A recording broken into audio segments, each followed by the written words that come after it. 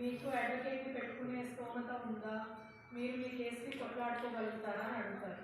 లేదు మేము పేదవాళ్ళము, లేదా మేము ఎస్టీ వర్గము, మా ఆర్థిక పరిస్థితి బాగోలేదు, మేము వకీల్ని పెట్టుకోలేము అని చెప్తే కనుక న్యాయమూర్తి వాళ్ళ కోసం ఫ్రీగా అడ్వకేట్ని పెడతారు. మా దగ్గర 7 అడ్వకేట్స్ ఉన్నారు అట్లా. ఒకవేళ మీరు ఎవరైనా సరే మీకు తెలిసిన వాళ్ళు కానీ ఎవరైనా బెయిల్ కూడా పొందలేకుండా జైల్లో ఉన్నా సరే మీరు చెప్పచ్చు వాళ్ళకి. మేము కూడా ప్రతి నెల వెళ్తాము.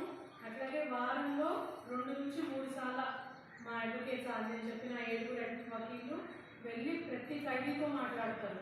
బెయిల్ వేసుకున్నారా లేదా. ఇక్కడ వాళ్ళే కాదు, మన జైల్లో నిర్మల్, ఆసిఫాబాద్, మంచిర్యాల నుంచి కూడా వస్తారు. వాళ్ళందరితో కూడా మాట్లాడి వకీల్ లేని వాళ్ళకి వాళ్ళందరి పిటిషన్స్ తీసుకొని వస్తే మేము వాళ్ళకి వకీళ్ళని పెడతాము. ఎక్కడ పైసా ఖర్చు అనేది ఉండదు. సో అంతా మీకు ఫ్రీగా జరిగిపోతుంది. మీరు డబ్బులు పెట్టుకోవడానికి భయపడి కోర్టులకి మాత్రం రాకుండా ఉండదు. దీని ద్వారా ఉన్న అలాగే కుటుంబ తగాదాలు ఉంటాయి.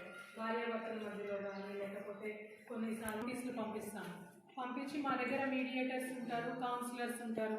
వాళ్ళు ఏంటంటే కుటుంబ తగాదాలు పరిష్కరిస్తారు. ఎక్కడ కూడా ఒక పైసా ఖర్చు ఉండదు. వాళ్ళ దగ్గర మేము ఈ కేసు పంపిస్తాము. ఇరు వర్గాలను పిలిపించి మాట్లాడతారు.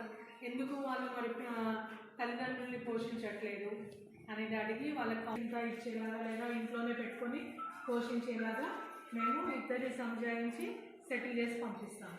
కొన్నిసార్లు ఏంటంటే పిల్లలు చాలా మొండిగా ఉంటారు. కొడుకులు కూతురు ఇప్పుడు